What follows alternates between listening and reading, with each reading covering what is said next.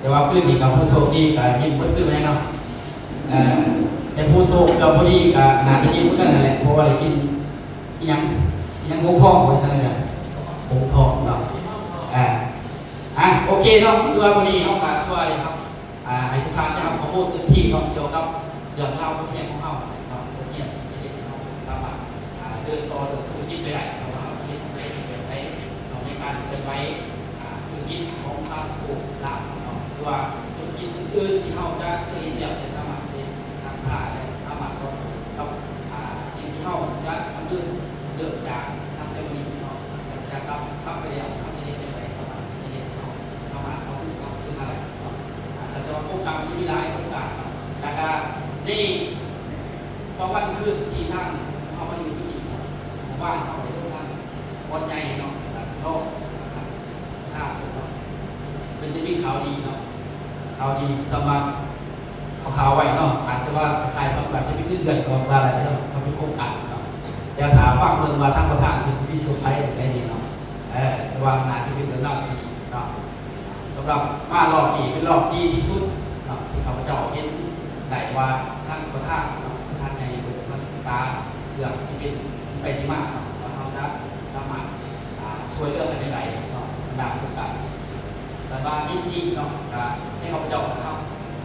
เกี่ยวกับข้อมูลเนาะเกี่ยวกับการทำธุรกิจอะไรที่ให้ถูกต้องเนาะหรือว่า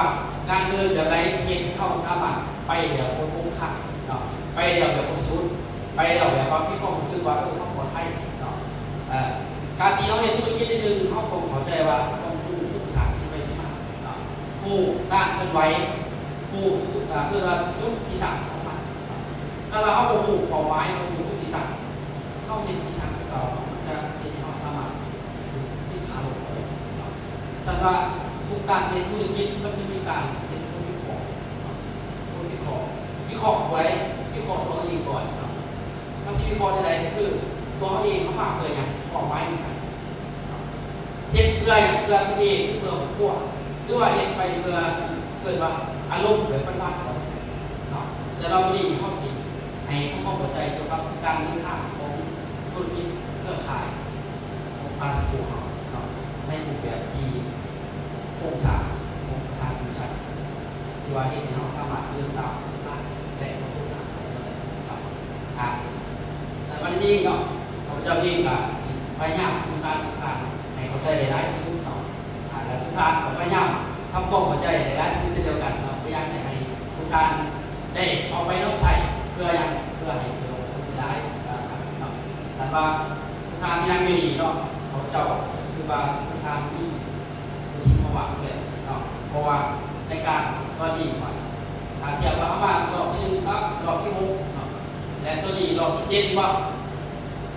แต่รอบที่7นี่เอาง่ายสักพาสปอร์ตเขาหนึ่งง่ายขึ้นหนา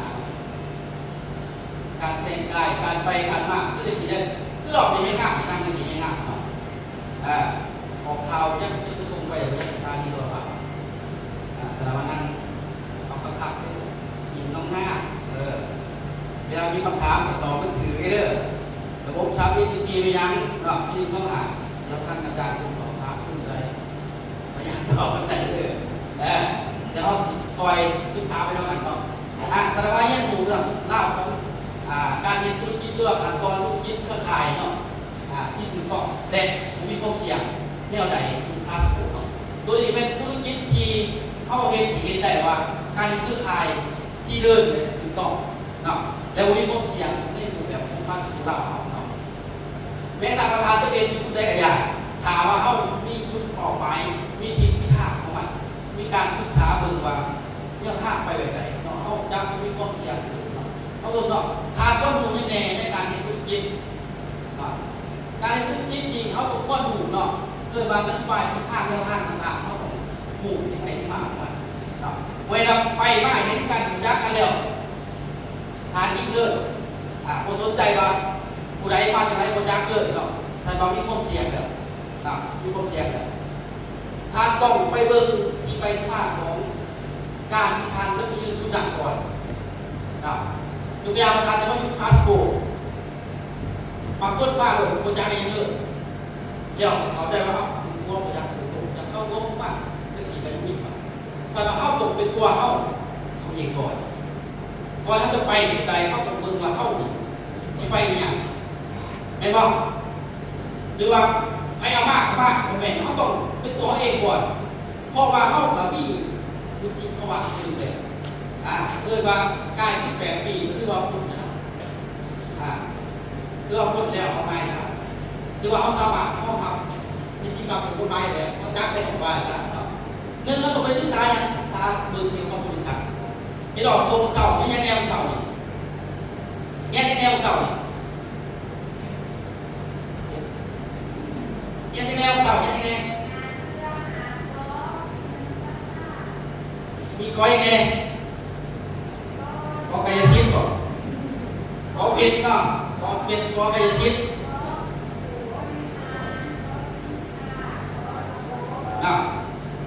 เขาตกเขาก็เข้าใจว่าเข้าใจอยู่ทุกใดเนาะตกไปเบิ่งเนาะถามว่าเขาที่บ้านเขาเกี่ยวกับบริษัทเขาตกเบิ่งบริษัทที่ตัวตนบ่เนาะบริษัทที่ตัวตนที่เอกสารที่ใบทะเบียนพวกนี้สามารถทำถนัดกฎหมายบ่คณะบี้เขาสามารถติดไปได้ว่าผู้ผ่านอาจจะเป็นอย่างแล้วตัวที่สองเป็นยังศึกษาเบื้องหลังผู้บริหารมีที่เขาว่ามีประสบการณ์ทั้งปีการเห็นธุรกิจเขาดีมันสามารถนำพาเข้าไปต่อเลยเนาะหรือว่าบางทีข้อมูลไม่รู้เลยแล้วเขาสิไปอยู่กับเขาก็มีความเสี่ยงตรงได้แมวสัตว์สารพัดตัวเบื้องขึ้นว่าสิ่งที่เขาไปอยู่กับเขาเขาสามารถนำพาเข้าไปได้หมดแม้กระทั่งตัวบริษัทแม้กระทั่งผู้ที่พาเข้าไปสารพัดตัวเบื้องขึ้นอยู่แล้วที่สามอย่างศึกษาเบื้องสินค้าเองสินค้าการสำคัญสินค้าว่าตอบโจทย์สินค้าแค่เกินไปเดินตลาดก็ได้สิเวลาทานไปมีความเสี่ยงไหมมีความเสี่ยงใช่ไหมหาไปมีความเสี่ยงเข้ากระโดดกันได้แต่ที่มีแล้วว่ายกขึ้นไปติดลงก่อนอันนี้ก็เสี่ยงบนท่านบาลำด้วยนะขั้นตอนยางของนี้นิดเดียวเสียไปก่อนยกตัวอย่างคือบริษัทที่หนึ่งมีคนประสิทธิ์คือสินค้าไปสินค้าครับดีกว่าดีเนาะตาจะว่ามันแพงถือว่ามันแพงกว่านี้มันเป็นสินค้าที่เกิดมาเฉพาะทางของการตลาดฉะนั้นข้อมูลสภาพสมมติว่าข้อมูลสภาพเนี่ย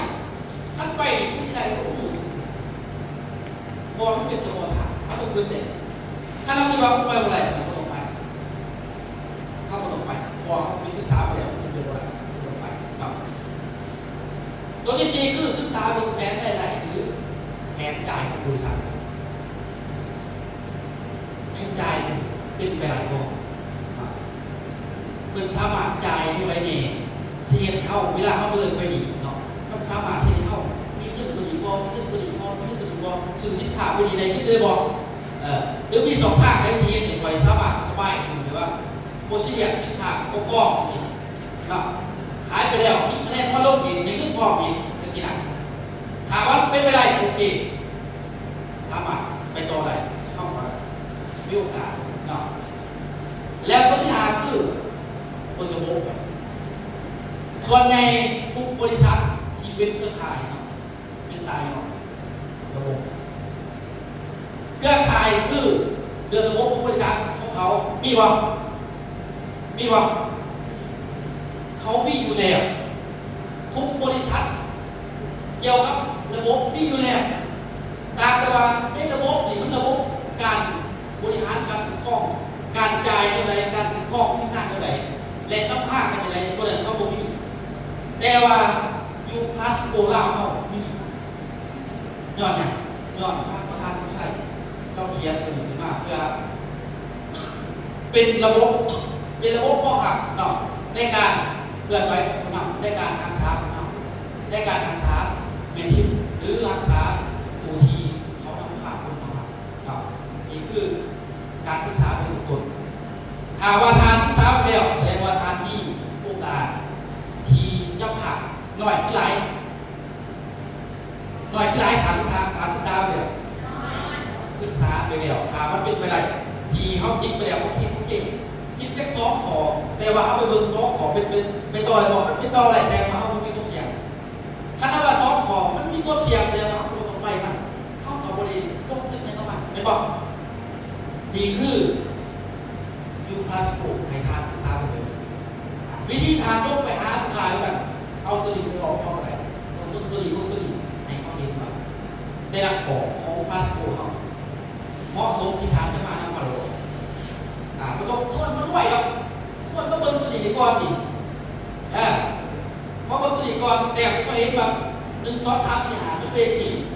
ผ่านบอกขั้นตอนผ่านไปบนลูกข่อยไปบนลูกข่อยว่าขั้นตอนจะไรแต่ว่าในที่นี้เนาะในสิ่งที่เฮายักน้ำพาคนใดยักน้ำพาคนต่อมาใดก็ตอนเรื่องว่าเฮาต้องเป็นรักของตัวเองก่อนเป็นบอกสันว่าข้าพเจ้าคือทางอาจารย์บอกเนาะคือตัวท่านเองก่อนจะเอาคนอื่นมาอยู่ในองค์กรก่อนจะเอาคนอื่นมาสารพัดวันทานต้องเป็นคนที่ขับเกิดไปก่อนขับเกิดไปก่อนขับเกิดตัวเองเนาะเอาตัวเองเข้ามาเบิ่งก่อนครับเข้าหนีไปศึกษาแล้วมาเบิ่งตัวเองว่ามันเป็นไปได้แค่พอได้สิ่งที่หาคอบนต้นครับต้องเอาตัวเองเข้ามาเนี่ยไปศึกษาเบิ่งว่ามันสามารถเดินทางไปต่อได้บ่จากบริษัทตัวสินค้าผู้บริหารมันก็จริงบ่หรือว่าผู้ว่าตัวเขาบ่เพราะว่าเขาว่าตัวเขาท่านรู้ถึงหรอเขาว่าเบิ่งตัวจริงคือว่าเหี้ยว่าเขาเหี้ยว่าเขาศึกษาดูศึกษาแล้วว่าในสิ่งที่นี่มันมีอย่างแน่ในเหี้ยของเขามันสามารถเทียบได้เขาเลื่อนตามคนเดียวบอกเรื่องมันหนักนะนี่จะภาษาอังกฤษเลยนี่ภาษาลาวเลยบอกกันว่าอะไรสิไปไหมครับไปที่เก่าตัวเมื่อไหร่ของแก่นะครับคนศรัทธาตัวเองมันต้องยานเรื่อยๆพอศึกษาไปเดียวนี่ยังไงไปเหมือนเดิมนะพอศึกษามาก่อนเนี่ยนำพาตัวเองเขามาเนี่ยมาเบิ่งว่าเขาตัวมันเป็นตัวเพราะว่าเขาเบิ่งแล้วเขาโม้ดีอ่านไม่เป็นไรแต่ว่าเบิ่งก็จริงมันคือทุกทางเนี่ยมานานตอนนี้ใช้สูตรกรรมการบนต้นนี่บริเสื้อกันมันได้เนาะเดี๋ยวไปเนี่ยเอาไงคืออาจารย์ตุ้มี่เนี่ยส่วนบางต้นแล้วก็ข้างข้าเลยบรรยากาศมาเลยเพราะมึงขอพูดไปประทานไปมีการเกิดขึ้นก็คือมันเป็นขอพูดจะสิ่งต่อมาแต่คอยไม่เนี่ยไปก็รู้สึกแต่งงานลักษณะครับนี่มาเบิ่งมาศึกษาเบิ่งยุคพลาสโกมีอย่างแน่เนาะการนำผ้าของเขาการเดินทางของเขาเนาะในการเรียนรู้ในการสักนับคนที่จะมาอยู่ในองค์กรมันมีอย่างเดินไปไหนในนี้มันจะมาศึกษาเกี่ยวกับระบบองค์กรของตนครับในนี้มันก็มีสถาบันเรียนการบินเป็นหลักที่เขาเดินทางไปตามเส้นทางเลยนะมาศึกษาแล้วเราเนี่ยเข้ามาF1แบบครับF1เพียงแน่F1มันบอกเรื่องการเปิดมันบอกเรื่องใครเป็นผู้ไปเปิด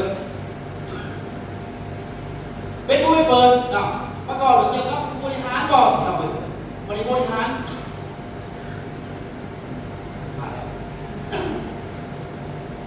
ผู้บริหารนี่จะได้เขาสิเป็นผู้บริหารคูณบาทเขาก็คอยจี้เข้าไปต้องมาเยี่ยมว่าเข้าใจเนาะในการเปิดถ้าเขาอยากได้ชุดดีไว้จะไหนเนาะเขาต้องมาศึกษาต่อเลยที่ว่าศึกษาเป็นขอเป็นขัดของกระบวนการของมันต่อมาF2เลยวันนี้F2เกี่ยวกับกรรมการดีกว่ากรรมการไม่ได้อีสังไงมันก็มี1 2 3 4 5ที่มันจะไรเขาพเจ้าสมรู้เดินไปไหนการเดินตามมันเนาะตามไปเนี่ยเพื่อหาผู้ลูกค้าเขามากเป็นสมาชิกตามยอดซื้อยอดขายที่ทานเคยว่ามีกลุ่มก่อนลักษณะแต่ว่าจะได้สิ่งอะไรยิ่งที่เขาต้องศึกษาดูเนาะแล้วF3เลยเพราะเขาไปศึกษามาF3บอกถึงการเกิดว่าการปั่นยังไงคือเขามาเรียนศึกษาพัฒนาตัวเองให้มันเป็นอยู่ในองค์กรอะไรแล้วเขาพัฒนาคนทีเขามาให้มันเกิดว่าเดินตามระบบนะ ก็แต่ว่าขั้นตอนที่ว่าปั่นก็ขึ้นไปหอดเกิดว่าอาจารย์สอนบอกหรือเขาว่าคือการส่งเสริมเป็นของบริการบริการสิครับเรื่องขั้นตอนของผู้บริหารก็คือขั้นตอนของประธานเป็นผู้สอนแล้วมันบอกเรื่องยังไงเขาต้องไปศึกษาของชุดนั้นแล้วนึกว่าสุดท้ายคือระบบมีช่องทางคือสมาคมที่ปลุกให้ทิศทางอยู่ในจุดนี้นี่คือระบบของพาสปอร์ตในเมื่อเอาเข้าใจในจุดนี้แล้วเขาจึงคอยไปเต่าเขามากอยู่ในขั้นตอนยังไงอยู่ในขั้นตอนคือศึกษาให้มันเข้าใจลึกซึ้งเรื่องเชิงว่าที่ไปที่มาของบริษัทที่เข้าสามารถไปสื่อสารกับคนอื่นได้แบบทึกทานเป็นคนบางคนถึงมาจำไม่หรือเป็นหรือว่าบางคนไปบอกนึงตัวนึงนี่ได้บอกเก่าหรือสินค้ายอดอย่างยาบอกพิษแต่ที่จริงเขาบอกเป็นแต่ไม่เสียเปลี่ยนบอกเป็นไม่บอกแต่ว่าขายอะไรวะขายอะไรก็คือคนเนาะแต่ว่าเสียบอกเปลี่ยนเป็นงานบอกเป็นแต่ว่าตอนนี้เขาเป็นแล้วยอดอย่างยอดมากศึกษามาอย่างนี่เขามาต้องเข้าใจเกี่ยวกับตัวทิศทางแนวทางของบริษัทชัดเจนแล้วเนาะเขาเข้าใจไปแล้วเขาก็เลื่อนทางต่อไปเลยด้วยระบบของคอร์สที่โดยคอร์สมันจะมีคอร์สจะแน่เขานี่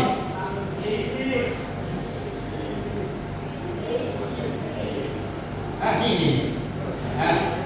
เปิดให้อ่านได้ดิเปิดให้อ่านเนาะมันจะมีเวิร์บพีจีไม่ใช่อยู่ต่างประเทศหรือเปล่าถูกต้องแล้ว S3 BTC รอบนี้ไว้ที่นี่แน่ BTC มีพวกกูไปจะคนมาปั่นไม้เนี่ยมันเป็นกรรมการแบบนี้เนาะสมัยรอบนี้เตรียมหมดเนาะสมัครเข้ามาเหมือนเดิมเนาะแล้วเขามาเป็นกรรมการใช้สูตรแบบนี้แหละเนาะแล้วก็ปั่นเพลงให้เป็นนักธุรกิจของพาสปอร์ตได้เนาะมันมี3คอร์สเนาะแล้วคอร์สสุดท้ายคือ S3 ไม่อยาก S3 MCP เนาะนี่คือเป็นระบบที่เข้าพัฒนาและปั่นองค์กรปั่นเคลื่อนมาปั่นคนหมู่คนระบบพ่อคือปั่นคนหมู่คนเดี๋ยวจะคอยว่าดูขายสินค้าบริษัทอื่นคือเขาจะว่าดูสินค้าขายสินค้าขายเครื่องขายคนแล้วจะคอย3 คนเข้านี่คือ3 คนจะคอยขายเครื่องแล้วมันสมัครครบกันเพราะว่าผู้ขายเป็นไปคนขายเนาะโมเป็นเครื่องขายคนหรือคนขายเครื่องเขาไม่ได้เนาะใช่ว่าคนถ่องเป็นคนตกหูคนตกจักคนตกไปสื่อสารกับคนนะโมเป็นเอาเครื่องมาสื่อสารเนี่ยเอาคนไปสื่อสารกับคนแล้วก็แสดงยอดขายทีมีพลังบวกไล่ของพลังลงนะสัตว์ว่าในการที่เขาศึกษาในการที่เขาศึกษาหลักไอ้เหี้ยถูกไปเขาควรฝึกตัวเองให้ได้ฝึกตัวเองให้ได้ในการขาย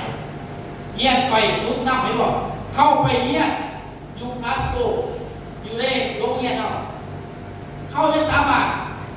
ไปใช้ลงพื้นที่ขายเครื่องคืออาจารย์ผู้ประเสริฐแล้วก็ทราบประจุนี่แล้วก็อะไรประมาณ100 ล้านไม่ก็อาจารย์ถึงตัว100ตอนนี้ยังไม่นุ่มเนาะยังว่า10,000เลยเนาะเฮียนนั่งเนาะเฮียนนั่งศึกษานั่งฝึกขายเป็นพอจบปักเป็นเศรษฐีพอเลยใส่สูตรพอเดียวกับรายได้นี่คือระบบของพาสปอร์ตเนาะพอเวลาถาจนว่าทุกอย่างจะคอยบอกเรื่องจะฝึกเป็นแจกไปโมเมนต์เนาะนี่เขาสามารถเฮียนนั่งฝึกนั่งเนาะขายนั่งมือละตุ๊ก2 ตุ๊กกระยามันขายกระยากาแฟมือละถุงกระยามันฝึกขายอะไรหลักก็ไม่เฮียนดูแต่ละทีมเขาเพราะว่าทุกคอร์สมันจะมีอยู่5 ทีม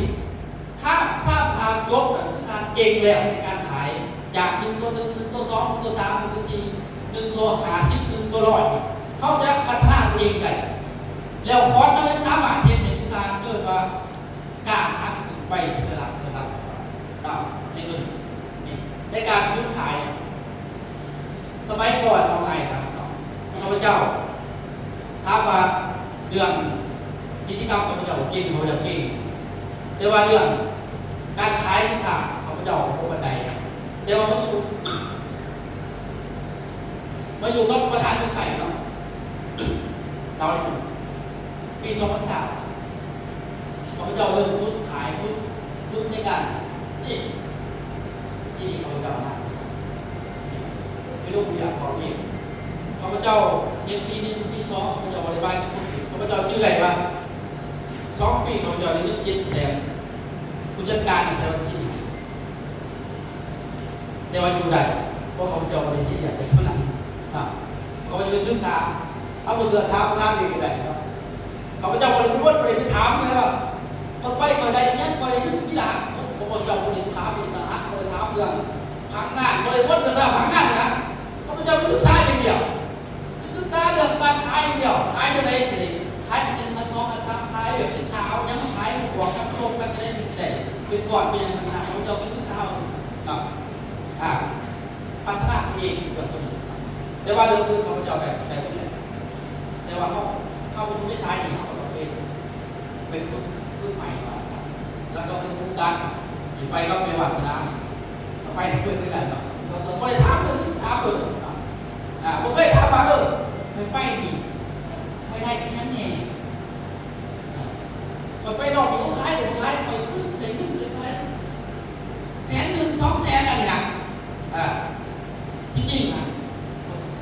ถามว่าเขาคิดว่าเขาตั้งใจมีเป้าหมายที่ชัดเจนเนาะเขาอยากเห็นเดือดใหญ่เขาประกอบคนเดือดน้อยง่ายเนาะหลายคนเนี่ยอยากเห็นเดือดใหญ่เจ็บกำเดือดน้อยเขาบอก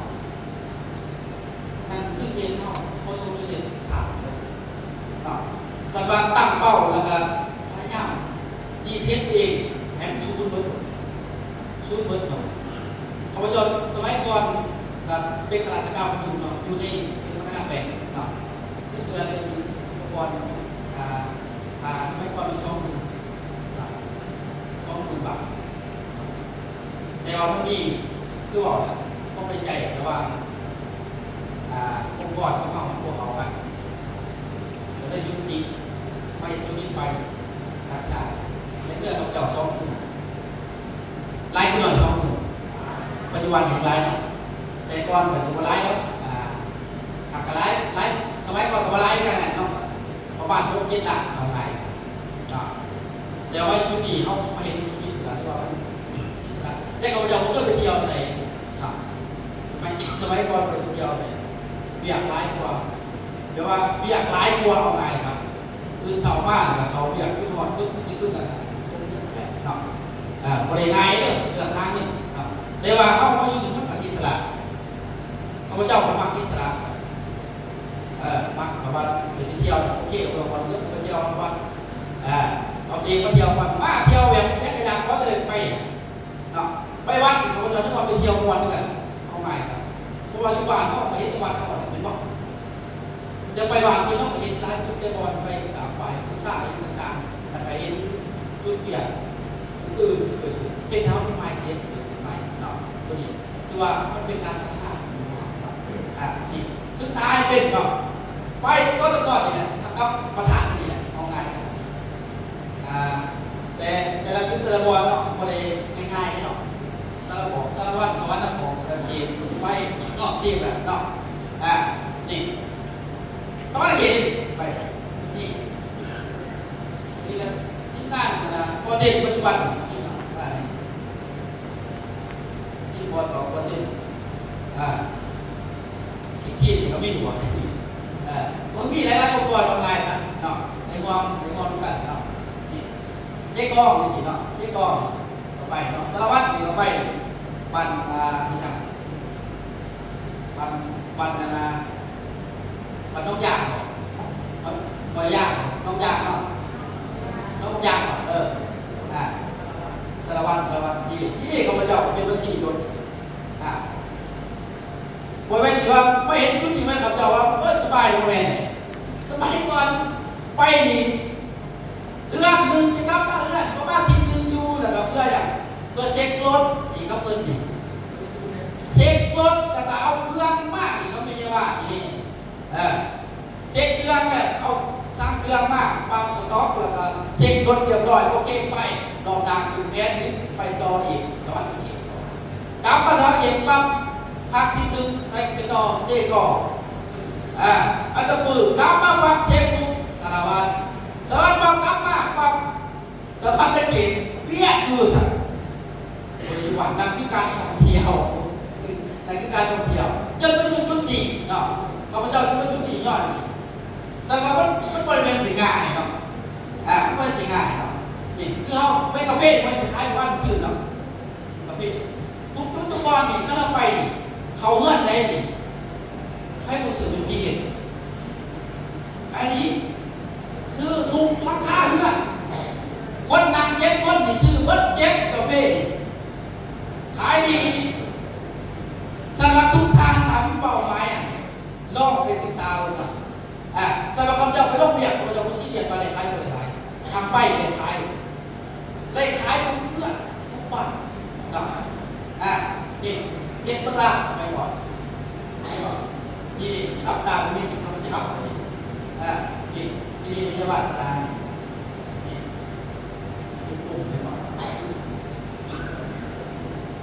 แต่ว่าชีวิตการเดินทางมันธรรมดาเลยจากในเมื่อทุกทีนะครับมันมีกิจกรรมต่างๆเกิดขึ้นนี่แหละอยากให้ทุกท่านคิดขึ้นว่า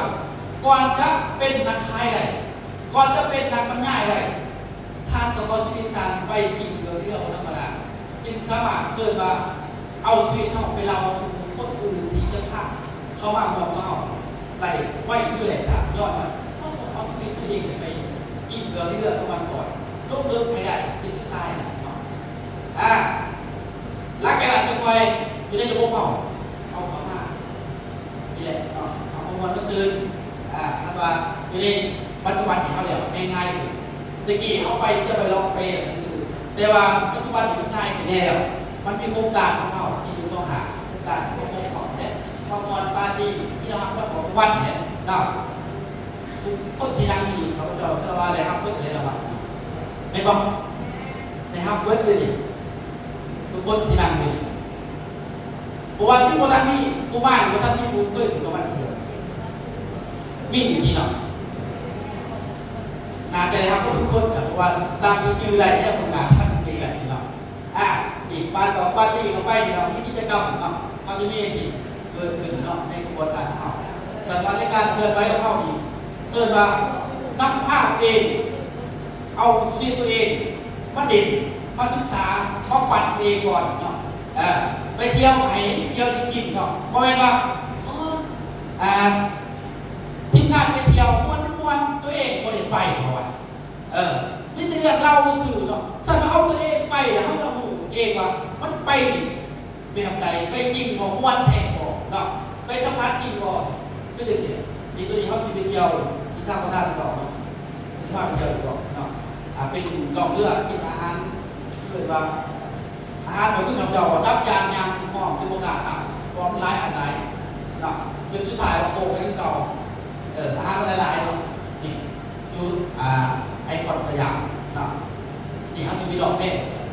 พาเขาไปเที่ยวเนาะทีมงานเขาไม่เสียสำหรับโครงการเขาต้องมีเรื่อยๆและตัวนี้อยากเสียเนี่ยเป็นที่เขาสามารถไปพัฒนาตัวเองได้ในจุดที่เขาจะเกิดมาทรงศักยภาพตัวเองเนาะทับเกิดตัวเองเนาะไอ้ยูนิจุดที่เกิดไปเหตุการณ์ใดเหตุการณ์ใดที่เป็นเหตุการณ์ของบริษัทเข้าไปยุ่งขึ้นหนักเนาะมันเสียที่เขาเป็นนี่เลือกเราที่สามารถให้คนอื่นมาทำได้เนาะนี่เขาโน้ตเลยสิหลายคนอาจจะคนท่านเกินไปเนาะมันอาจจะมีโครงการตัวนี้เขาเที่ยวสมุนมีแต่ชั้นใหญ่ๆเนาะมีชั้นใหญ่ๆงานเขาไปมวนเนาะไปมวนนี่สิแหละไปเบิร์นชีวิตจริงเนาะนี่คือชีวิตที่เขาจะมากที่สุดมากท่องเที่ยวครับทีนี้เขาไปฮ่องกงปีก่อนสิแหละคือว่าสุดยอดเลยเนาะเดือนช่องเงินโลกจริงเนี่ยไม่ได้ขึ้นกันเนาะคือตั้งตัวไปเที่ยวไปไล่กว่าแกนบอกก็เพิ่นว่าแต่ละปีว่าแฟนนั่งไปเที่ยวในต่างประเทศชีวิตเขาบอกไปเนาะที่ได้เขาที่ได้สิเนี่ยแต่เขาทุกคนดีเนาะอยากให้ไปกับทุกคนเนาะดีว่าทุกท่านเนี่ยอยากไปบ่สนับสนุนกันได้เนาะ ข้าพเจ้าเห็นทุกทานมาหอมทุกหน้าทุกกิจกรรมทุกจุดทุกบอลที่ไปเที่ยวข้าพเจ้าดีใจเลยเพราะว่าข้าพเจ้าเพื่อคิดแบบเดียวกับทุกทานเดี๋ยวเวลาไปแล้วขัดเลยในหนังลักษณะแต่ว่าการท่องเที่ยวมันคือการเรียนรู้ปรับไลฟ์สไตล์ในการใช้ชีวิตปัจจุบันเขาไปเห็นโลกใหม่ๆเขาไปเห็นข้อเป็นจริงที่เห็นเขามีไมซ์เซ็ตเกิดขึ้นใหม่จากคนที่อยู่เพื่อนเดี๋ยวคนยักษ์เห็นเลยจากคนไม่เคยขายอยากขายเนาะจากคนปิดปากเองเปิดปากเองได้ในสนามย้อนเขาไปเห็นหลายบอลเนาะเห็นหลายบอลเห็นได้ขึ้นได้จับที่เห็นเขาสามารถมีความคิดอยากเป็นธุรกิจที่เรียกว่าแพชชั่นเขานั่งยืนซื้อมีเงินเขาไปเที่ยวมีเงินเขาลักษณะเหตุใจสิ่งนี้เงินมันเป็นอะไรเขาจะมีความคิดที่ว่าแตกต่างกันเนาะแต่บางอย่างน้ำผ้าครับตัวเองไปเข้าเกิดในความจริงนะอยู่ในเหตุการณ์นะเนาะนี่จะเป็นจุดที่เห็นให้เขาสามารถตั้งเป้าได้เนาะตั้งเป้าได้โฟกัสในสิ่งที่เขาอยากให้มันมีอยากให้มันเป็นเนาะมาจากนี้เนาะทุกคนมันมีความฝันอยู่แล้วเนาะมีความฝันจริงๆแล้วถ้าเขาไปเห็นไปสัมผัสไปเยี่ยม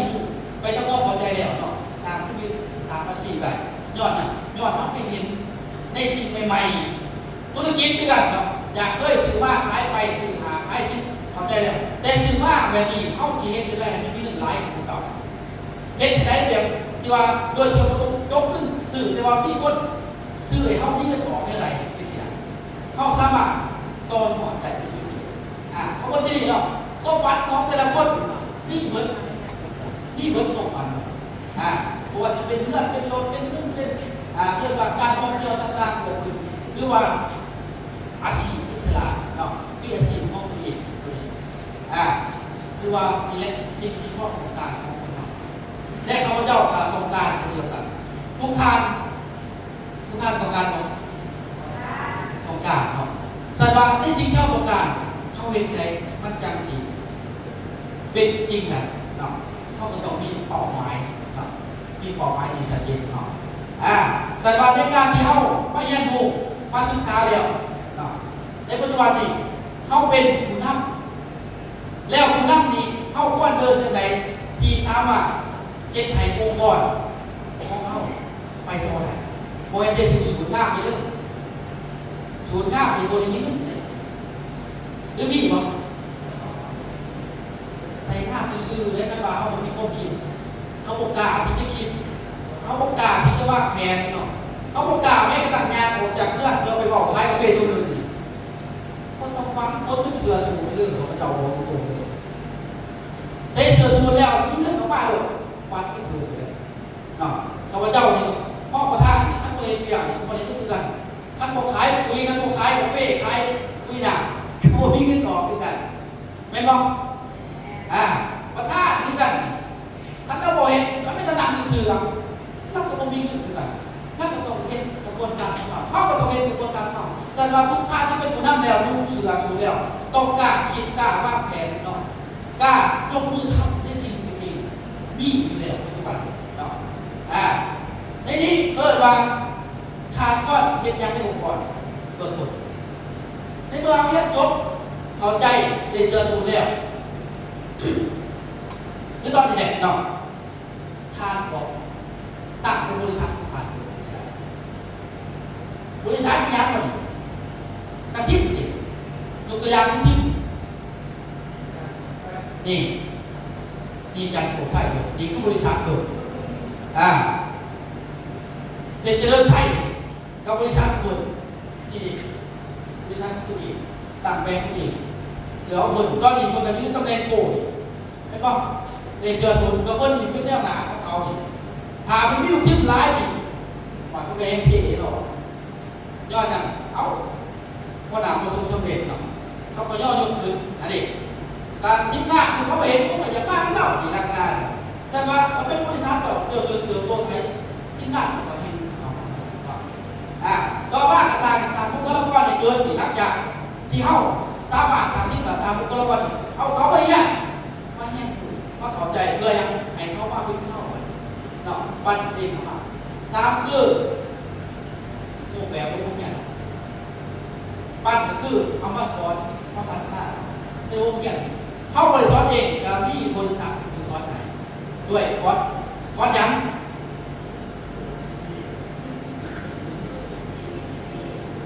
3 คอร์สใหญ่เนาะ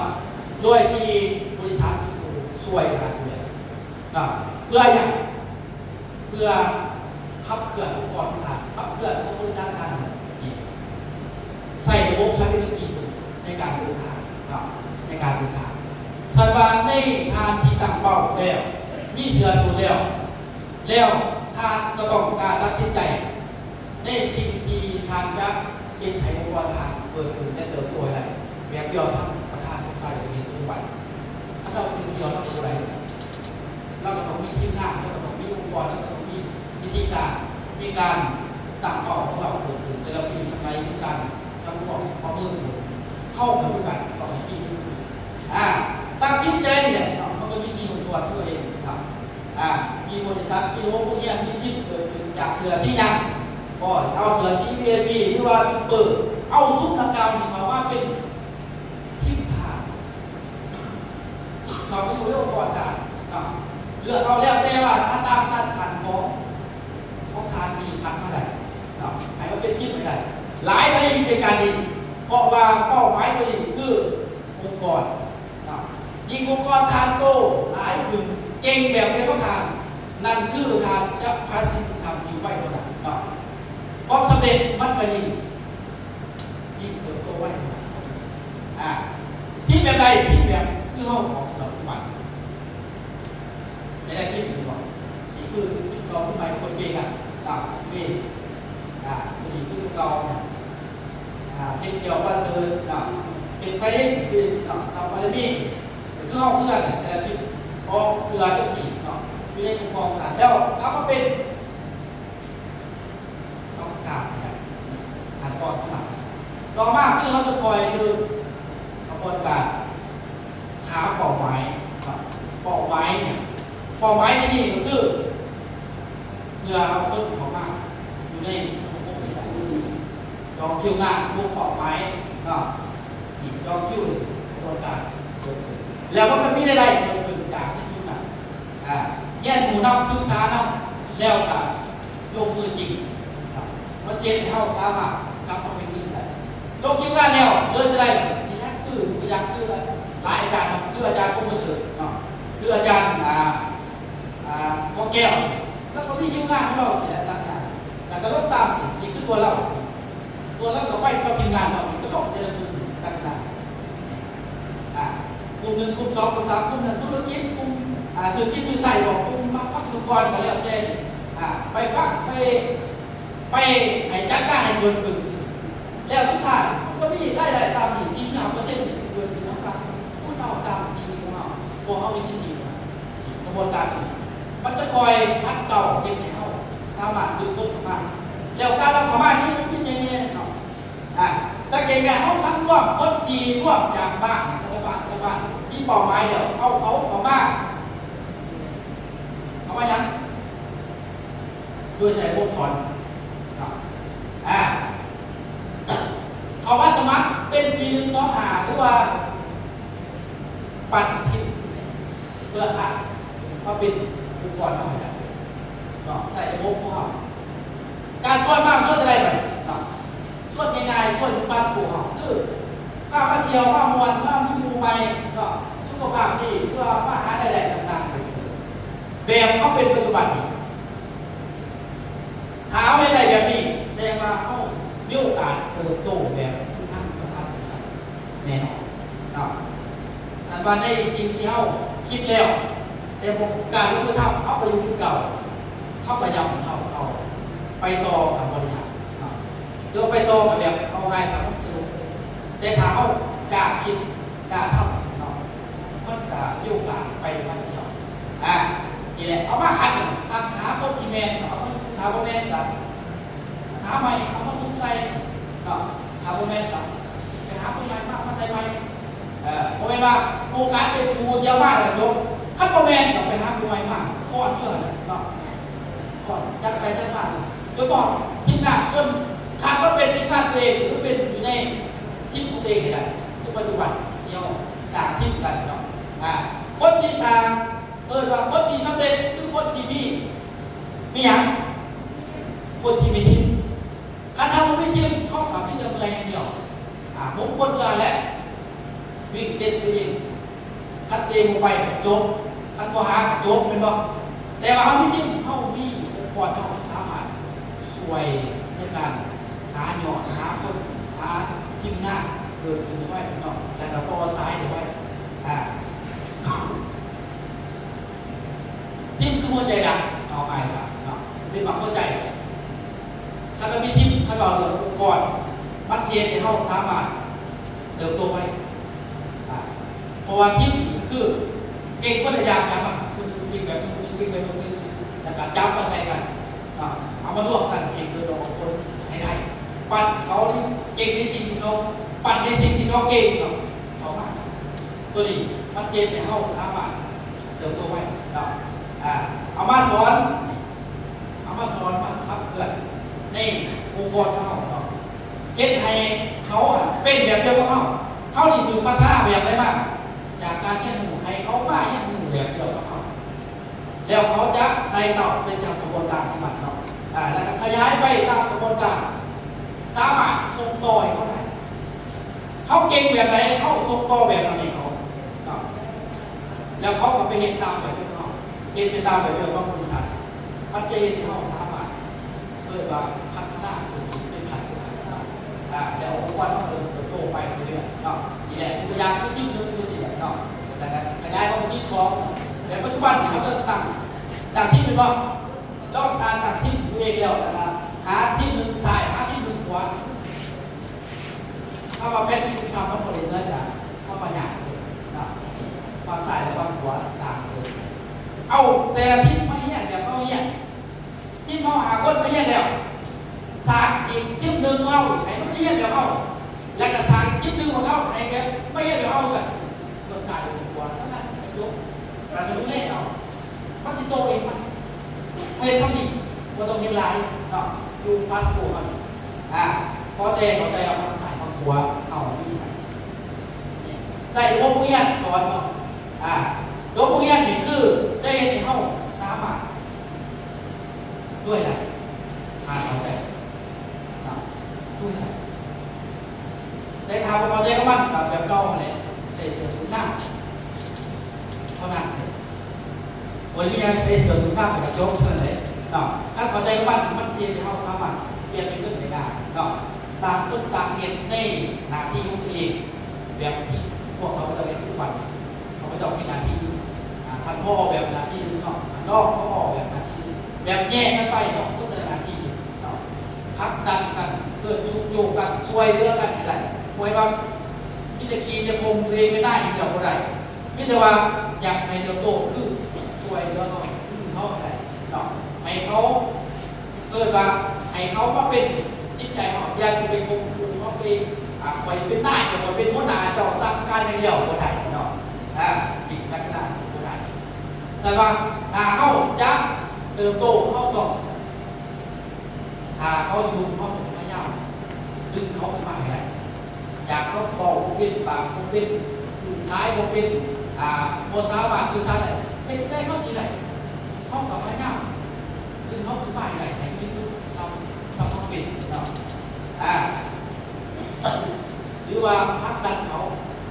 อยากจะโอเคเขาไปนี่ยุคนี้ยุคเสือตัวเด้อปัดเจว่ายุคนี้เอาคนบุรีเขามากยุคนี้ว่าเขาจะปัดช่วยแล้วก็ลั่นเขาคุณหมดตำแหน่งข้อมูลสูงเป็นลักษณะพักลั่นเขาในสิ่งที่เขาขาดพักลั่นแน่พักลั่นเขาเป็นแม่ที่เหมือนกันเวลาสามปัดเขาเป็นแล้วแต่เขาอยากเขาเป็นแม่ที่อยู่จะดูหรือเป็นแม่ขายสองคือพักลั่นเขาเป็นอันนี้คือเสียงพักลั่นเขาเป็นผู้นำองค์กรอะไรพักลั่นเขาเป็นกลุ่มที่ดูแลที่ตัวเองนะคือพักลั่นเขาที่ได้รับแต่จะเกิดได้สิ่งที่ทำถ้าจะเก่งก็ได้กระยาขั้นว่าที่งานบนในนี้ไปต่อหมดแล้วเชื่อป่ะขั้นว่าที่ตัวเองไหนเดียวเดี๋ยวว่าที่งานบนในนี้ไปต่อหมดแล้ว 100%สันมาเวลาเห็นงานต้องพยายามให้เขาไม่ได้ให้ได้น้อยนะสมเวียเขาอะไรสมงานเขาอะไรแต่ว่าให้เขาได้เอาง่ายซะไม่มาหาเขาเอาซิมเอาเบิร์ดตายเลยเนาะทีมงานนี้จากเบิร์ดเนี่ยนะทุกอย่างทีวีเขาพยายามผลักดันเขาเจ้าพี่เจ้าอยู่ตำแหน่งใดเจ้าตกขึ้นตำแหน่งไหนเด้อเจ้าจะได้ที่ใช่ถึงคิวงานเรื่องของสภาเห็นเจ้าเป็นเดี๋ยวเขาไปบอกให้เจ้าไม่ที่งานเดี๋ยวคอยสภาเห็นผ้าทับนี่ดูดีนะปั้นเขาพักรันให้เขาให้ผู้นี้ดูกับเขาว่าเขาเป็นก่อนไปแล้วมันจะกลายเป็นพวกงานนิดนึงโดยปัจจุบันเนาะปัจจุบันเลยเบสิกเนาะลองไหมแมนทิศหนึ่ง3 บาทนิดนึงได้เอาง่ายซะวันละ1,000สิเนาะวันละ1,030 วันกับ30,000 บาทเนาะเสียเราได้ถามว่าที่มีงานสั่งเลยที่ก็ที่ข้าพเจ้าที่สายที่ก็ที่เสียเบื้องหนึ่งมือละ1,000เอาง่ายๆมือละ1,000พูดไปเลยท่านที่ส่วนที่ข้าพเจ้านี่หาที่ข้าพเจ้า1,000 1,000 1,000ก็เสียเอาแล้วเราทุกท่านกับสามก็เองเลยไปแต่ว่าข้าพเจ้าเป็นครูอยู่ทึ่งเป็นครูดูแลทำไปวันหนึ่งถึง10 วันก็ได้300,000เนาะเป็น10เนาะ100 ทิศไปเท่าไหร่3 ล้านต่อเดือนได้ดิมันจะขยายไป4 เดือนเนาะการสร้างการผลิตพยายามสร้างที่มันเกิดขึ้นทิศตัวเองให้ได้ซ้ายให้ได้ขวาโดยที่มันดีมันจะเห็นเขาแม่สิ่งทำอะไรเนาะแล้วจะกลายเป็นนึกไปสู่ชมต่อให้สันว่าในยุคนี้ทานสามารถเทียบได้เพราะแต่ว่าการคิดการทำการเป็นแผนยุคนี้ฟังสายฟังครัวเกิดขึ้นกลายเป็นทีเข้าโมเดลผู้ไหนเลยเพราะว่ามันถูกสารถูกปั่นนี่เลยในกระบวนการของมันเป็นลักษณะว่าจะมี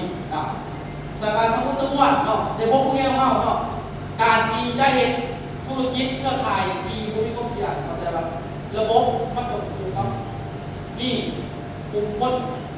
บริหารนักธุรกิจหรือว่าสมาชิกต่างๆจึงว่าเขาก็คือไหนถามว่ามีระบบถามว่ามีสมาชิกถามว่ามีผู้นำหรือผู้ประกอบการเข้ากับบริษัทเราก็เป็นยังไงสบายได้สุดเลยเข้ากับต้องมีกระบวนการของ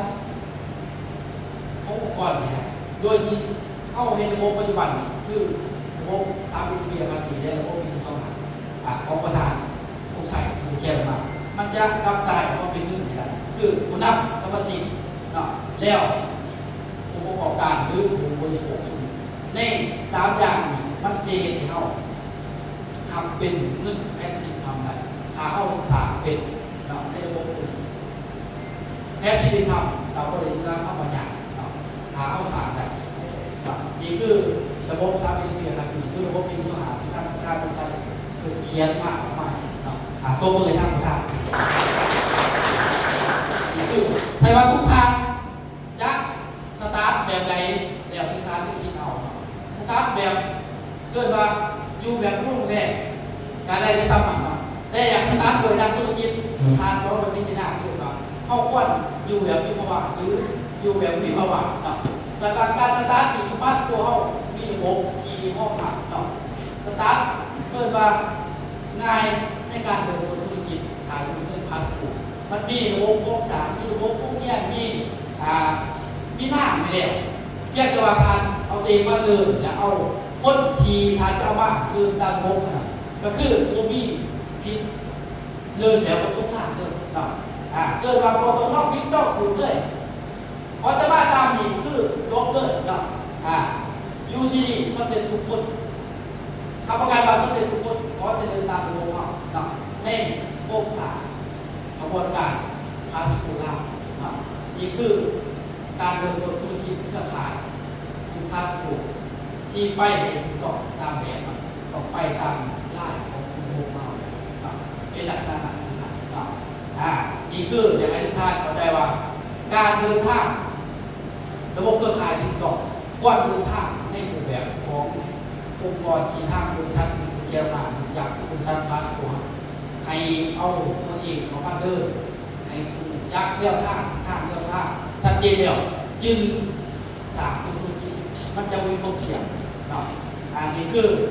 ระบบของเราที่จะเห็นทุกทางไปแบบคนทุกทางเนาะนี่ถ้าเข้าใจแล้วในจุดที่จะเห็นตัวเองมีความเสี่ยง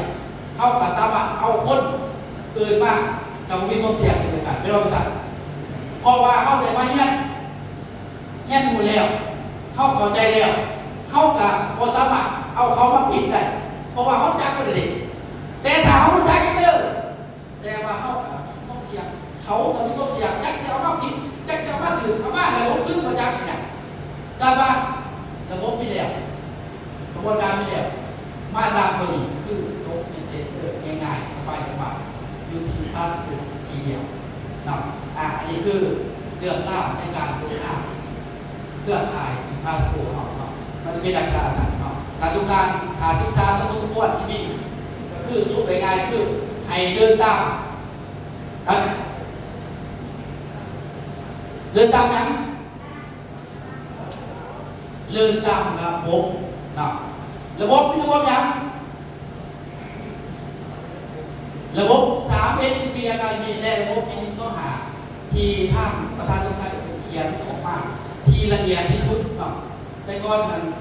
ระบบของบริษัทนี่แหละที่3 NP แต่เป็นระบบสื่อเด้อระบบ3 NP ของบริษัทพาสโกไว้สื่อแต่ก่อนแต่ว่าระบบ3 NP อยู่พาสโกล่าเป็นระบบที่เขียนมาแล้วว่าจะไป1 2 3ที่ถึงต่อแสดงว่าเข้าต้องเดินตามในจุดนี้เท่านั้นสำหรับข้าพเจ้าจะสื่อสารทุกทานในข้อขอนี้การอยากให้ทุกทานเก็บกับข้อมูลให้ได้หลายที่สุดว่าสารในข้อขอเดินก็ใครที่มีความเสี่ยงอยากเดินในรูปแบบนี้ให้ได้แต่ถามว่าเข้าบนเดินในจุดนี้แสดงว่าเข้าไม่รู้การลงได้สำหรับข้าพเจ้าในส่วนนี้ก็อยู่ประมาณนั้นพี่แต่ฝากทุกท่านหลังจากก็ไปให้ทุกท่านพยายามเอาข้อมูลทั้งหมดที่เขามีเก็บกำในสิ่งที่เขาเก็บกำได้ว่าสารเพราะว่าในสิ่งที่เขาเก็บกำได้ให้ไปต่อยอดเพื่อลงทุนในได้ที่สุดสำหรับเจ้าของเราเข้ามาสบายดี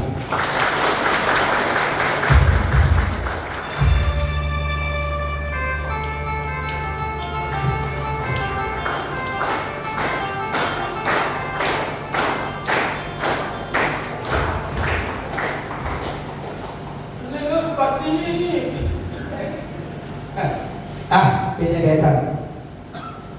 ดีบ่สรุปง่ายๆเลยสรุปให้ง่ายๆเลยนะครับที่ท่านรองเพิ่นบอกว่าว่ากันนะครับสรุปว่าถ้าท่านจะได้เครื่องผลิตเงินผลิตอย่างถ้าท่านจะมีเครื่องผลิตเงินมันสิผลิตเงินให้ท่านตลอดเลยผลิตเครื่องผลิตเงินท่านต้องเฮ็ดที่125ท่านต้องเฮ็ดที่125เอาตัวเจ้าของเป็นCEOแล้วหามาหาคนเอาบุญไปเฮ็ดเพียรนั่นล่ะคือเครื่องผลิตเงินเขาที่เป็นผู้ผลิตเงินในท่านเป็นตลอดชีวิตนี้นะครับที่125เกิดขึ้นมันจะเป็นเครื่องผลิตเงินในท่านเลยเพราะฉะนั้นสิ่งที่ท่านเฮ็ดก็คือเครื่องผลิตเงินที่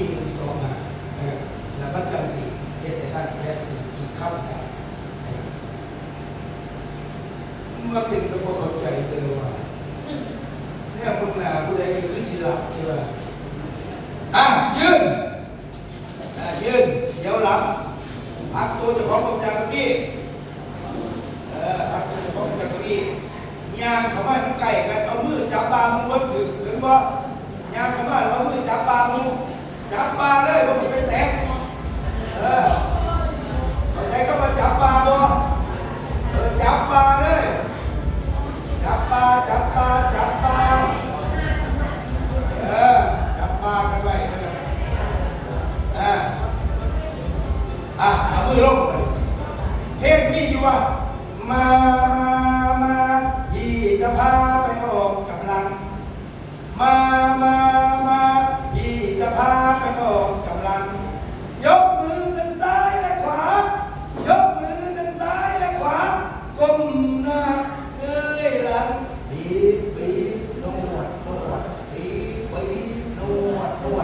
ผมบอกให้นวดมองไหนนวดมองนั่นได้บ่แต่ว่าบ่อยไม่บีบกระโมงแต่ว่าญาติประกันคนยิ่งลุกเตรียมตัวตบมือเริ่มก็ได้มาที่จะพาไปออกกำลังมาที่จะพาไปออกกำลังยกมือทั้งซ้ายและขวา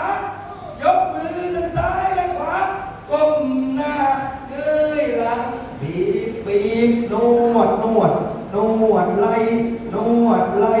นวดไหล่นวดแขนนวดแขนนวดแขนนวดหูนวดหูนวดหูนวดเอวนวดเอวนวดเอวมาพี่จะพาไปออกกำลังมาพี่จะพาไปออกกำลังยกมือทั้งซ้ายและขวายกมือทั้งซ้ายและขวาก้มหน้าเงยหลังบีบนวดบีบนวดไหล่นวดไหล่นวดแขนนวดแขนนวดเอวนวดเอวนวดเอวนวดข้อนวดข้อนวดหูนวดหูนวดหูกำลังหันมันเปลี่ยนตากันบีบกัน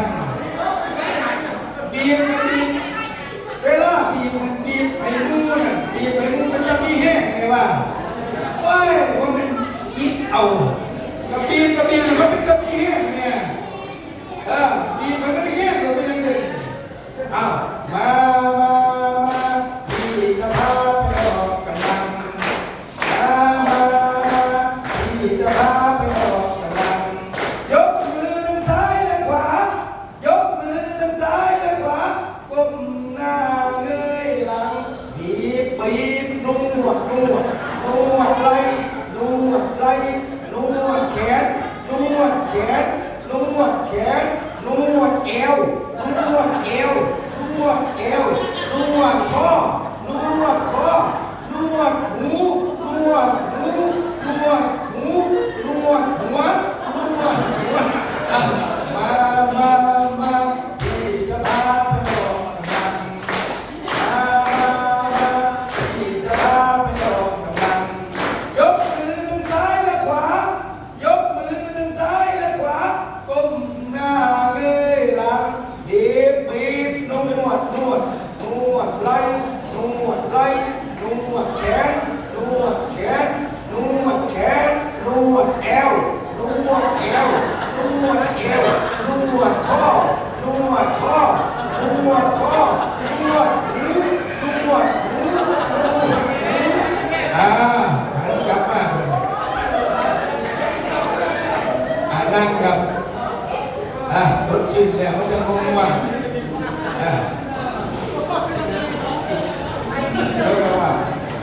ระหว่างซอยเทียม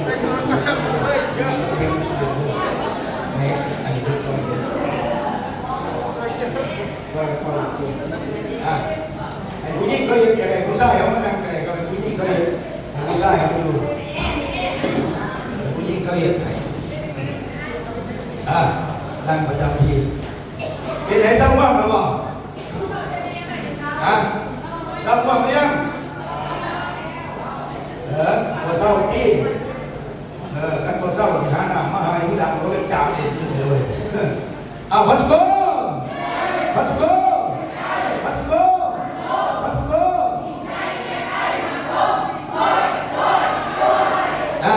เดี๋ยวจะมีอีกหนึ่งวิชานะครับที่ท่านจะต้องเรียนรู้ศึกษาเอาไว้นะครับจะเป็นเบื่อหน่ายครับเรียนรู้จะเบื่อหน่ายท่านเบื่อหน่ายมันเสียแต่ชีวิตเขาตกต่ำท่านต้องฟื้นนะครับต้องสู่ส้นเอานะครับเพราะว่าอย่างเพื่อว่าให้คนอื่นตัวเขาได้แล้วก็ว่าให้ตัวเขาย่ำแย่นะครับท่านยิ่งเมื่อยตอนนี้แต่ว่าท่านสบายไปชั่วโคตรเมื่อยผู้เดียวเมื่อยปีเดียวแต่ว่าสบายไปชั่วโคตรชั่วชีวิตเพราะฉะนั้นทุกสิ่งทุกอย่างท่านต้องเรียกเอาศึกษาเอาบึงเอาดีๆนะครับต้องบึงเอาดีๆซึ่งนะครับเขาได้รับเกียรติจากท่านผอ ฝ่ายการตลาดนี่เป็นสิมาบอกเรื่องเล่าดีๆท่านฟังนะครับเพราะฉะนั้นพาท่านพร้อมแล้ว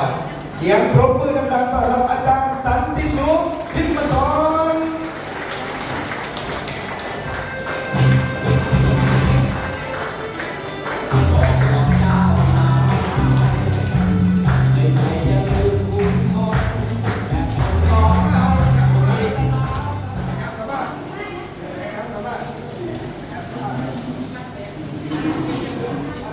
จะปลูกพืชไม่ต้องดินจะกินไม่ต้องเตรียมอาหารจะพัฒนางานต้องพัฒนาที่คนจะพัฒนาคนต้องพัฒนาที่จิตใจแต่ถ้าอยากหาพัฒนาพื้นใดต้องพัฒนาที่เจ้าของสบายดีข้าพเจ้าพ่อหอสันติสุขพิมพ์สอนเนาะที่ว่าวันนี้การผมซึ่งเป็นเกียรติในการดีใจยังมีที่ได้มีโอกาสเนาะอะไรคือมาเวทีอันทรงเกียรติเนาะคือมาย่ำไรตื่นเต้นแต่กับภาคภูมิใจย่ำนะเนาะเพราะว่าเขาดูในเวทีนี้มาเป็น10 กว่าปีเนาะแต่ก็ยืนก็คือขอเรียนมายังท่านประธานอาจารย์ทุกไส้ปีศาจเพชรเมืองลาวและก็เรียนมาท่านห้องอาจารย์เพชรเสวียงเจริญพันธ์และก็คณะผู้บริหารของบริษัทพาสโกลาวและก็รวมถึงคณะกรรมการต่างๆของบริษัทพาสโกลาวและก็ทีมงานใหม่แต่ละท่านเนาะเป็นจะได้ดีบ่ดีแห้งบ่ดีทางมาดีนี่บันทึกมาดียังบ่แต่ว่าดีไปก่อนโอเควะดีมันเป็นความคิดแบบที่เรามันเป็นเกิดมาเป็นวิสัยทัศน์หรือว่าทางห้องเป็นว่าหมายเซ็ตเอาเข้าใจก็มาหมายเซ็ตบ่หูอยู่ว่าหมายเซ็ตแต่ว่าหูก็หมายมันมีอย่างแมนโมแมนเอาสิเดียนภาษาลาวแล้วก็ภาษาอังกฤษไปพร้อมกันแต่อยู่ในพาสโกลาวเอานี่มีครบเบิดเลยแบบนี้หักอยู่ว่าได้นี่ดีอยู่วะบดีกับโมโหสิวาแล้วเนาะเดี๋ยวเยี่ยมทั้งภาษาอังกฤษเดี๋ยวเยี่ยมทั้งโนนนามีไปกับมิตรบาเตรียมตัวเนาะสำหรับข้าพเจ้าแล้วก็จะใส่ไม่ได้จะมีประมาณ3 ชั่วโมงในการบรรยายดีบ่แบบนี้คนยังดีอยู่3 นาทีถึง30 นาทีเด้อที่เรามาให้หัวข้อที่ว่าเป็นอีกหัวข้อหนึ่งที่ว่าเป็นเทคนิคพิเศษในการไปใส่หลายคนข้าพเจ้าเห็นได้ทานนะว่ามีแต่คนเก่งๆแต่ว่าถ้าทานเก่งแล้วทานได้เทคนิคพิเศษได้วิธีการนั้นเข้าไปอีกไปประกอบไปเสริมสร้างกันทุกทางคิดว่ามันจะเห็นในงานเท่าได้เดินไกลหลายเท่าเลยอยากเดินในไว้ให้เดินคนเดียวอยากไปได้ไกลไปหลายคนเคยได้ยินคำนี้บ่แปลตามความหมายอยากไปได้ไว้คนเดียวคุณบ่เห็นยังเห็นคนเดียวปุ๊บอยากได้เงินได้หลายอยากซื้อขายกำไรได้หลายบ่ไปขายคนเดียวกินกำไร100%พัน%คนเดียวเป็นโมเมนต์แต่ถ้าเท่าเพื่อมาอยากไปขายบาทอื่นเมื่ออื่นไปไกลๆเอาต่อไปหลายคนนี่ก็เป็นคำตอบหนึ่งที่ว่าเขาสร้างหลักตอบคืออะไรว่าท่านอยากจะดีและธุรกิจจะดีก็คือโอเห็นคนเดียวแม่นว่าแม่นการมาบอกเรื่องการส่วนหนึ่งเครือข่ายมันสีหน้าเราเป็นบ่แม้จะเท่าทุกนี้ด้วยป่ะ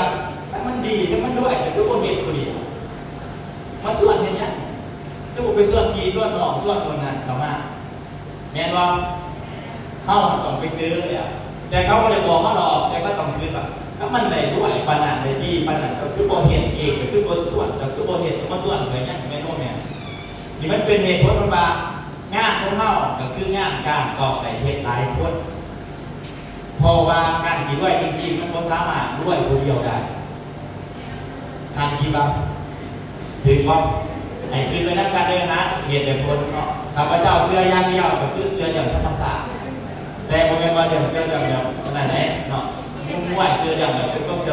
อแบบธรรมศาสตร์ก็คือผูกสิ่งใดได้สิ่งนั้นเฮ็ดสิ่งใดได้สิ่งนั้นอันนี้เป็นคำสอนขององค์สมมาพระพุทธเจ้าเลยเข้าไปเที่ยวไปวัดป้าอารามต่างๆทางใดขอคิดบ่บ่แม่นมามวนอย่างเดียวเลยนะไม่มาไปทายหมกอย่างเดียวเห็นไหมแม่ข้าพเจ้าเป็นคนเสื้อเนี่ยนะเขาคิดสิ่งใดเขาจะได้สิ่งนั้นเฮ็ดสิ่งใดได้สิ่งนั้นปลูกกาแฟไรกาแฟเป็นบ่มีทางในเขาบ่อันนั้นเป็นว่าพิษธรรมศาสตร์เลยอย่าไปเอากันถ้าเราเห็นสิ่งใดให้เราคืนมาเราสิเห็นอยากขาขายแต่สิเห็นอะไรต่างๆมันก็ต้องได้สิ่งคือนะอยากได้ร้ายก็ต้องไปเห็นอยากร้ายบ่ที่พลาดได้บ่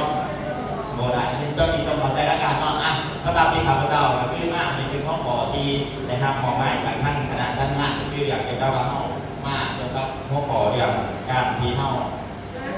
ต่อคอตัวแยกเนาะอยากเป็นเซิร์ฟเล็กๆให้ทุกท่านไปอย่างที่เอาไปเพิ่มเติมเนาะเอาไปเพิ่มเติมเนาะคืออย่างแนะนำได้ทานหูเลยเนาะมีคนหูข้าพเจ้ามาได้ดียกมือยกแค่นี้ยกแค่นี้มีคนหูข้าพเจ้าเหรอยกมือแค่นี้อันที่วันโยกแสดงว่าท่านหูก็โอเคเนาะแปลงได้อาการนั้นสูงขึ้นมากปกติเขามีแต่ถามนะยังไม่มีใครยังไม่ได้เหมือนกันก่อนเดี๋ยวมากเลยนะที่ไปเหมือนกันข้าพเจ้าหากลุ่มเด้อหากลุ่มนะหากลุ่มนะแนะนำไปเนาะเอาเป็นข่าวๆเรื่องก็จะเอาประวัติละเอียดกันทำไมตามมาอยู่เกิดคนนี้นะที่ตามหลักการข้าพเจ้าเรียนจบปริญญาตรีเกี่ยวกับคณะเศรษฐศาสตร์และการคุ้มครองภาควิชาการคุ้มครองก็คือท่านบอกเลยเฉพาะเรื่องบัญชีเรื่องการตลาดในต่างๆก็คือว่าเฮาอยู่ได้นี่ปริญญาตรีเรียนงาน5 ปีมีทุนมีได้ข้อมูลความสามารถมาจากส่วนหนึ่งของท่านมหาวิทยาลัยธรรมศาสตร์เขาเช็คตัวมือของใจท่านมหาวิทยาลัยธรรมศาสตร์สถาบันการเงินที่ส่งเสริมแต่ว่ารักการออกมาจากประสบการณ์ล้วนๆเนาะประสบการณ์ชีวิตจบนะแล้วก็เริ่มต้นที่ในบริษัทพาสโตล่าคณะบริหารโดยของสวรรค์เขียนที่ว่าเริ่มต้นที่ท่านยังไม่ทันไปใส่เลยนะคล้ายๆให้กับ F4 นะ F4 4นุ่มหล่อเอาบอกเลย F4 ไปทำไมบ่ได้นี่คือสมัยก่อนนี่มีสวรรค์เขียนเริ่มต้นแต่ยังมาเบิ่งมาศึกษาเบิ่งกันที่ว่าโบทันหูเนาะนี่วันนี้ก็บอกเรื่องกับคอตัวแยกเนาะเพื่อว่าเป็นวิราชศัพท์เนาะที่ว่าคือทุกท่านรู้อะไรครับพระเจ้าประเทศนาที่ในการเป็นผู้อำนวยการของบริษัทพาสโตแล้วก็เป็นอยู่ในคณะบริหารของบริษัทพาสโตล่าแล้วก็เป็นอาจารย์สอนแล้วก็เป็นที่ว่าเป็นผู้ก่อตั้งที่ว่าให้เป็นทีมมาสมัยก่อนก็คือตะกี้ก็เป็นทีมของเราเป็นทีมของ CEO หรือว่าเป็นบริษัทของของเองสิว่าเพชรเจ้าสัวแต่หลังจากนั้นเขามีทีมงานขยายออกมาแล้วก็แยกเป็นเพชรเนี่ยมันเป็นเพชรเอากับมอบสิทธิ์ต่างๆให้เขาเพราะว่างานของเขาเป็นตั้งชื่อบริษัทปั๊บแล้วแต่ว่าสถานีดูที่มีทีมงานเขาตั้งเป็นชื่อเพชรแยกทีมออกไปเขาดีใจบ่เขาส่งเสริมกันเต็มที่เป็นบ่ฉะนั้นเขาต้องให้เขาเบิดเลยนับตั้งแต่ค่าเงินลงเบี้ยค่ามีซ่อมของบริษัทเขาต่อตรงกับบริษัทเลยเพื่อว่าให้เขาเฮ็ดให้เขารักกันเขากับเพื่อว่าส่งเสริมเขาอันนี้ก็คืองานของบริษัทเพราะไม่มาเขาจะต้องไหนว่ายืนถือว่าเป็นทีมแต่ก็เป็นทีมแต่ว่าเองเลยอยู่ใหญ่ผู้เดียวตั้งผู้เดียวเก่งผู้เดียวเอาแม่เนาะถึงก็มันต้องเฮ็ดส่งเสริมเนาะมาเป็นขอพิเศษที่ว่าเป็นอีกแบบหนึ่งเทคนิคพิเศษเรื่องการตอบคอตัวแยกเพราะว่าตัวนี้เนาะข้าพเจ้าเชื่อในประเทศไร้ทานเก่งในเวลาตอบคำถามคำว่าตอบคอตัวแยกเข้าใจเข้ามาตอบเนาะเข้าใจคำตอบเนาะแต่ว่าตัวแยกใช่ไหมเนี่ยเอาแปลความหมายจากว่าตัวแยกเนาะคือว่าตัวแยกก็คือว่ามาเป็นสิ่งที่ลูกค้าสงสัยหรือว่าเป็นสิ่งที่ลูกค้าเขาถามข้าพเจ้าเชื่อว่าไร้ทานตอบได้แต่ตอบได้ก็ต้องตอบถึงใจแม่นบ่ถึงใจถึงต้องถึงกาลเทศะบางครั้งบางคราวเขาเบาเขาบ่ต้องหมายถึงว่าเป็นผู้ชนะหนึ่งกฎที่เขาเห็นอย่างการตลาดหลายสิ่งหลายอย่างก็คือกฎอย่างเดียวเลยก็คือเขาต้องบ่มีการเถียงลูกค้าเข้าใจว่าเถียงลูกค้าเถียงชนะแล้วได้ยังเถียงเมียชนะเมียได้ยังเถียงผัวชนะผัวเดียวได้เถียงหมูชนะหมูแล้วได้ยังมันมีหมูแสดงว่าเขาเป็นผู้แพ้แม่นหรือเปล่าแม่วิธีหาลูกค้าด้วยกันเขาจะบอกอย่างนี้คือเอาเป็นเทคนิคพิเศษเลยเอาไปใส่คือให้ขึ้นไปว่าห้ามเถียงลูกค้าเขาเคยได้ยินเขาบอกว่าลูกค้าคือพระเจ้าเคยได้ยินไหมว่าแต่เขาก็ต้องให้เขาหรือว่าคุยยากเลยก็จริงมันก็ถือได้ว่าลูกค้าคือพระเจ้าหรือเปล่าแต่เขาบอกว่าเขาสิบอกมากแบบไหนเขาก็ต้องให้เขาเป็นพระเจ้าเพื่อตลอดมันต้องมีอยู่ในเกณฑ์ของเขายกตัวอย่างลูกค้าคือพระเจ้าลูกค้าว่าผมก็ใส่ปุ๋ยกาแฟเลยพี่เอาสิไหนเขาบอกอันแรกมันต้องเรียนนะแมนโมแล้วก็มาอาจารย์ท่านสุภาพลูกค้าคือพระเจ้าเขาบอกไม่มากเขาขอไม่มากให้เขาเบิร์ดหนึ่งสิถือป้องนั่นโบถึงนะต้องมีวิธีการอ่านที่เราเป็นขอตัวแยกตัวนี้แต่ละนั้นแบบมันจะมีขอตัวแยกก็คือว่าหลายอย่างเนาะแต่ว่าเอาเป็นที่เขาจะต้องเลยพอที่เขาลูกอย่างมากนะจะเป็นขอตัวแยกเกี่ยวกับอย่างภายในกับภายนอก คือความหมายอ่ะให้เฮาคือแบบว่าเฮาบ่ต้องตามปัญหาเข้าใจคำว่าตามปัญหาบ่เข้าใจแล้วเนาะยังหนายังซับซ้อนอยู่ยังอยากหูอยู่เนาะตามปัญหาก็คือความหมายว่าเวลาเขาเบาเสนอยังหน้าให้เขารับฟังก่อนให้เขาฟังก่อนคือว่าบ่ต้องไปตัดสินใจของเขาบ่ต้องไปตัดสินใจแทนเขาเข้าใจคำว่าตัดสินใจแทนเขาอยู่เนาะเขาสิเห็นกันเดี๋ยวเขายังไงบ่ต้องไปตัดสินใจแทนเขาได้ว่าเขาสิบ่ซื้อหรอกเขาสิบ่เอาหรอกเขาสิบ่ใส่หรอกเขาสิบ่มาบ่สู้น้ำหรอกอันนี้เขาตัดสินใจแทนเขาบ่ถ้าน้องคิดว่าเขาสิบ่มาเขาสิไปส่วนเขาบ่แม่ทำเป็นโจ๊กเดี๋ยวมันบอกฉะนั้นไปส่วนเลยไปบอกไปกลางกับบอกก่อนเนาะตัวนี้อ่านเนาะปัญหาที่ว่าตามปัญหาอะไรกันให้รวบรวมหมายความว่าเวลาเขาไปหาลูกค้าเขาต้องไปนำเสนอมาจากแต่มันก็มีหลายคนที่มีพิเศษในการไปหาเขาเป็นบ่ไปหาเขาเดี๋ยวตรวจบางคนกับอีเซียวมีเรื่อยบางนั้นแบบนี้ผู้นั้นผู้นี้นอกเขาอยากออกสุภาพเป็นบ่แต่หลังจากนี้เด้อข้าพเจ้าจะบอกทุกท่านเด้ออย่าเลือกผู้นี้ทานเป็นตำแหน่งอย่างกรรมการสนั่นทานมีตำแหน่งพระอันยิ่งใหญ่เดี๋ยวอยู่ในบาร์ของเด็กของเองหมายความว่าทานต้องไปเห็นอยากให้นักประธานต้องเป็นกรรมการปฏิบัติอย่างงานหรือว่าการสื่อการขายการพัฒนาธุรกิจทานต้องไปแนะนำของบริษัทหรือว่าไปแนะนำนักธุรกิจหรือว่าไปแนะนำนักขายมืออาชีพแบบใดทานเคยไปบอกเขาคนนั้นนี่เป็นไปได้ต้องเปลี่ยนเลยแล้วแต่เป็นเรื่องไปสร้างเขาทำให้สบายดีมันเป็นมารยาทอยู่เดียวแม่เนี่ยพ่อแม่อาจจะใส่คำตอบสบายดีหรือว่าอาจจะมีการลงการบ่ายกันเป็นมารยาทแบบนี้คนเห็นประทับใจบ่หูซื้อดีบ่ให้คิดเบิ่งเท่ากันถ้ามีคนทักทายบ่พอหน้าพอตากันนะสบายดีเรื่อยสบายดีพอสบายดีเมียสบายดีหน่อยหรือว่าบ่นุ่มบ่หวานนี่ก็ได้สบายดีที่ซื่อความรู้สึกประทับใจมากเหมือนบ่ความรู้สึกเฮารู้สึกดีเลยบ่กับคุณน่ะเอาคือกันได้อันนี้ก็ว่าเป็นเทคนิคในการที่เฮาลงพื้นที่อยู่แล้วไม่ได้ตัวนั้นฮะ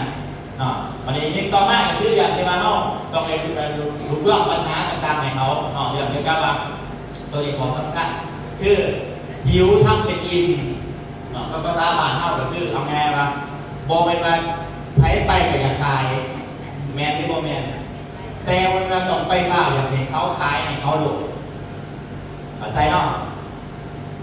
มองไปมาต้องไปซื้อต้องไปขายกับเขาอย่างเดียวเขาบอกยังมากคนท่านเราเรียนตัวอย่างเราราคาปุ๋ยต่างราคากัน1,000 ก็เดี๋ยวแพงหรือว่า1,000เขาก็ท่านต่อราคาแหละเคยรุ่นให้เจ้าก็ได้เด้ออันนี้คือบางคนอยากขายยิ้วทำเป็นอิ่มคือเขาอยากขายอยู่แล้วเขาเห็นว่าเขาอยากขายเข้าใจไหมแต่ตามต้นไม้แหละยิ้วเย็นเป็นอิ่มอยู่แบบเดียวก็ว่าอยากเข่าเนี่ยอยากกินอยู่เท่าเขาก็แสดงอาการว่าตัวยิ้วเนี่ยเกินไปเขาเห็นคนมาขายบอกเบียดจีนต่างๆก็ได้เขาเห็นว่าผู้นี้คืออยากขายเนี่ยเอาสั่งเขาต่อรองราคาเท่าไหร่บอกต่อรองแสดงว่าเขาเสียเปรียบแม่นี่บ่แม่แสดงต้องใส่โคตรบายยิ้วเห็นเป็นอิ่มอะไรก็เคลื่อนมาพยายามมาใส่คำถามที่ว่าเขาตอบแบบเป็นอย่างตัวอย่างมามันจะนี่เอาเดี๋ยวจะกลับเลยเลยแต่ว่าสิเจอปัญหาเดี๋ยวจะว่าขอตัวแย่ที่เข้าพอเวลาเขาไปส่วนเจอปัญหาอย่างการตลาดตัวจริงเข้าบอกมีเวลาทั้งเรียนแม่นว่าโบหูสิไปขายให้ไหมเอาเจออยู่เดียวเคยบ่มีเงินแม่นโนแม่นเวลาเขาไปส่วนมันก็เป็นเกี่ยวกับห้องพออยู่เดียวหรอกหลายคนก็ตอบถือตอบโดนก็ตอบถือตอบโดนก็แสดงว่าก็เปิดใจก็ซื้ออะไรก็ได้มาตอบถือตอบโดนมันผ่านมาเขาเคยสรุปว่าเขาบอกว่ามีเงินเขาตอบเข้าไปวันจะไหนเขาเคยสรุปบอกเขาเคยคล้ายมากนะครับพระเจ้าเราบนตามว่า4-50เป็น100 บุคคลแบบเวลาเขาตอบเข้าไปทางเขาคือเขาเรียกว่าบอกกับผู้นี้ในสื่อในคล้ายเขาบอกเนี่ยเคยเห็นบอกบางคนก็เคยบางคนก็ไม่เคยบอกฉะนั้นตัวคำบอกจริงๆมันมีเอกตัวคำบอกนี่อันไหนอยากก็ตอบว่ามีเงินเขาสิตอบเข้าไปจะไหนผมก็เชื่อแต่เราเห็นจะคล้ายคาเฟ่อยู่เหมือนก่อนตอบเขาได้ไรบอกผมก็เชื่อแต่เราเห็นจะไปขายครับเว้นจะไปซื้อครับเดี๋ยวมันมีเงินตอบก็ได้ขนาดก็ได้ยังบอกอันนั้น ตอบตรงประเด็นนั้นมันบ่ได้ที่เขาบอกกันคือว่าบ่มีเงินบ่มีเวลาคอยบ่มักซื้อบ่มักขายคอยบอกบ่เป็นคอยเฒ่าแน่คอยนุ่มแน่คอยอายุยังหน่อยสารพัดแม่นบ่คอยยังบางคนก็เห็นบอกช่วยรู้กับเฮาคอยยังเรียนรู้แต่ว่าคอยข้าวเบียร์บอกทั่วคอยเว้าอยากบอกทั่วโน่นนั่นนี่มาฟังเพิ่นแต่บางคนเป็นจังได๋วะนี่คันจิตบ่สูงพอคอยตามเขาบ่คอยไปเรื่อยคอยตามเขาคืออารมณ์ไปตามเขาน่ะแม่นเป็นความจริงเขาฟังได้แต่เขาคืนว่ามันเป็นปัญหาของเขาหรือเป็นปัญหาของเราแสดงว่าเขาต้องแก้เองมั้งโมเมนต์เขาไปแก้ใส่เขาอย่างไรโมเมนต์เขาไปแก้ใส่เขาแต่ตัวอย่างแบบโมมีไม่ได้เรื่องแบบข้างหน้าดีมากตัวอย่างเขาถามดูเขาตอบว่าโมมีไม่ได้ตัวอย่างเขาสีส่วนเขาไปงานวันที่4ครับไม่ได้ไปส่วนเขาจะไปรู้แต่ว่าเผยค่างานดองงานบนงานนี้งานถึงงานหมองงานรายการอย่างนี้ฉันเขาตามเขาต้องบอกจะไหนก็เขาตามเขาสารพัดเลยป่ะสารพัดเลยจะให้เขาคืนมันอย่างก็เท่าคืนเราเป็นปัญหาของเขาว่าจะคืนหาทางออกทันทีเลยมันเป็นเบียดเก่าหรือเปล่าเอาคิดว่าท่านเจ้าจะได้ก็ต้องมาเขาก็ต้องถามเขาคือมาถามว่าหนึ่งก็คือว่าท่านว่าเห็นโอกาสมันก็ต้องมาท่านว่าอยากได้ดีนี่เบียดมันก็ต้องไปมากอยากของอันนี้ของในงานของเขาเดี๋ยวเป็นข้าวเม่าเนี่ยมันก็เขามีความตั้งใจเขาก็ต้องมากเขาอยากได้เขาก็ต้องมากในการที่เขาเกิดมาต้องไปเจอปัญหาแบบนี้เวลาเขาพอถูกขาพอทิ้งงานกับพระเจ้าเชื่อว่า1,000%แต่ต้องไปพอบ่มีที่ส่วนมากส่วนปรับน้องปรับเปิดมีบ่นี่บ่มีสนะมันเป็นกฎธรรมศาสตร์เด้อกฎธรรมศาสตร์แล้วก็เป็นที่ว่า1เขาบ่มีเวลา2โดยที่เขาพอจนสุดท้ายเลยคุยเก่าคือแพงเทคือแพงกว่าท้องตลาดแม่นได้บ่แม่นจริงๆเนี่ยนะวิดาตอบง่ายๆแม่นข่อยก็ว่ากันมันแพงดีบ่แบบนี้ดีบ่ดีบ่นั่นดีบ่แม่นตอบไปโดดแต่มันนี่ยุทธหักมุมบนบ่าให้ใส่เข้ามาให้ใส่เข้ามาแต่ว่ามันจะหักมุมมาทันทีการไปหาลูกค้าวิธีเดียวก็คือเขาต้องไปเป็นงูเป็นพวกกับพวกเขาเอาอย่างมากถือว่าเขาให้เปิดแต่มันมีเขาบอกว่าแต่ว่าแพงผมก็ยังบอกแพงก็มาซื้อพวกเขามากก็แพงกับปุ๋ยอีกนั่นเป็น6 แสน7 8 แสนซื้อปุ๋ยน้ำเปลี่ยนน้ำเทียนอยู่มีแต่2 3 แสนผมก็ยังว่านะครับแต่เรื่องผมเคยขึ้นว่าเรามาใส่ตรงนี้เอามาใส่ตรงนี้มาเห็น7 วัน15 วันมันเดือดแตกต่างปรับปรุงบุญนั่นนี่มันดีขึ้นเข้าต้องมีข้อมูลเรื่องตัวคุยดีเขาถ้ามีให้บอกกันเข้าโหลดลองคืนแบบนี้เลยเพราะว่าตัวแพงอะไรสิต้องคืนกับข้าวกับเขาผิดกันไหมน้องผิดแล้ว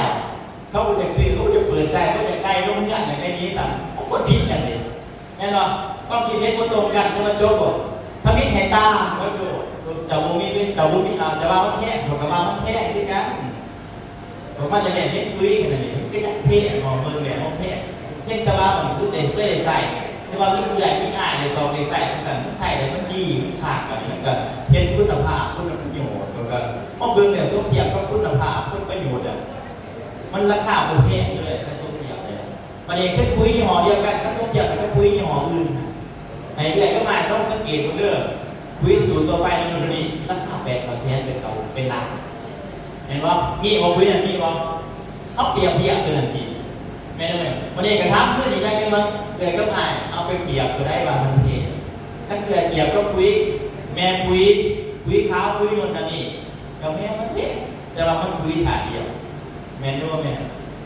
อันน่ะให้ตามเขาไปก่อนเลยเจอยังมากยังตามก่อนให้แยกแต่มาใส่เข้ามาให้แต่ว่าได้ทำอะไรแต่ว่าได้พอแต่ว่าได้นอกลูกเต่าแต่ว่าไปนอกแต่ว่ามันดีแบบนั้นมันคุ้มค่าแน่นอนวันนี้มันจะเป็นการเคลื่อนว่าการหักมุมทันทีเลยวันนี้ลูกค้าถ้าเกิดว่าเปิดใจเนาะเปิดใจได้เรื่องเปิดใจจะจับเปิดก็ร้ายจะมาเปิดน้อยในด้านการทานกันนำเสนอยังไงเกิด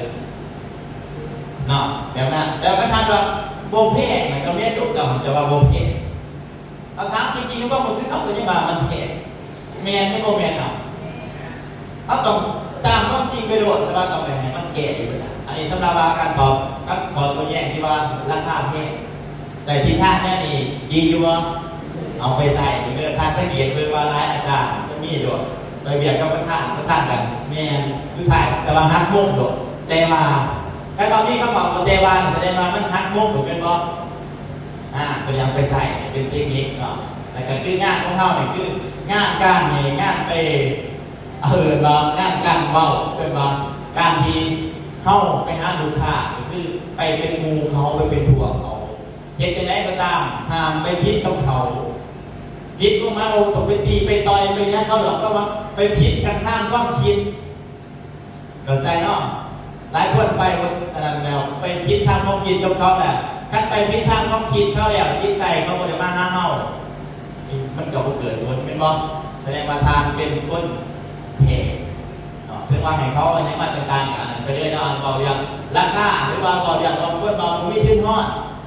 ในระบบของเขามันก็มีหลายแบบเป็นบ่ก็ยังเรียนอยู่แต่ว่าบ่มีเงินแต่ว่าอยากคนสร้างเฮาเนี่ยเขาต้องการคนมีเงินมาเห็นบ่บางคนก็ต้องการมาลงทุนมันก็มีบางคนนั่นก็ต้องการมาเฮ็ดเมนูเมียนแต่ว่าอยากของหน้าเขาจะเสนอว่าเป็นนายหน้าเป็นผู้ติดต่อเป็นผู้ร่วมพ้นให้มันก็ได้เบิดเป็นบอกขั้นว่าด้วยอ้ายผมมีเงินอะไรเข้าใจก็ต้องเป็นมูเขาอีกนี่ต้องเป็นมูเขาอีกจะได้ว่าให้เป็นมูเขาไม่ได้นะให้เป็นผู้หวังเขาก็สันสันแม่เข้าใจเพราะว่าเศรษฐกิจคุ้มเงินมันเงินข้ามมันสิตัดสินใจในการสื่อขายมันยากแต่ว่าเกิดขึ้นมามีโอกาสดีเลยตัวอย่างบ้านนี่เมื่อมีเทียนมีท่านมีปุ๋ยว่าเอื่อยใหญ่มีพี่พี่น้องก็ใส่ปุ๋ยใส่ลงในใส่สวนเดี๋ยวเรานำเสนอเบอร์ไม่ว่าแบบตรงเฮ็ดยังไงนานพ้นไปประสุมพ้นไปเดี๋ยวท่านบริษัทที่ผมบอกจะมาโฆษณามาสื่อมาขายไหนถามว่าได้ก็บอกทำได้ต่างๆมันก็บอกเดินตามระบบไปมันก็ได้เพราะวันนี้ได้เพราะเราไม่ตอบว่าผมก็เสียจะรอว่าผมมีเจ้าผมมีเงินอันนี้สิเราคิดกับเขาทันทีนั่นว่าเนาะอันนี้ก็คืออย่างที่เขาเริ่มไปเนาะขอตัวแยกต่างๆมันมีหลายไงแต่ว่าเจอปัญหาว่าเขาโมมีเวลาแม่นบ่บ่มีเงินอยากไปปรึกษาผู้นั้นผู้นี้นี่ว่าวิทย์กับวิทย์ดีแท้ดีจริงบอกตอนนี้ดีแท้ดีจริงขึ้นกับเฮาเองเด้อว่าเฮาต้องพิสูจน์เองให้เฮามั่นใจเองเขาจะไปบอกสู่เขาฟังเขาว่าปุ๋ยเห็นดีแล้วก็จะมาบอกเจ้าเขาบอกตัวนี้เป็นจะได้ฟังเขาว่ากาแฟนี่ดีแล้วกาแฟไวเอ็มนี่ดีแล้วเขาว่ามันดีคุณก็ได้มาบอกสู่เจ้าฟังนี่ดีให้เจ้ากินเพียงแต่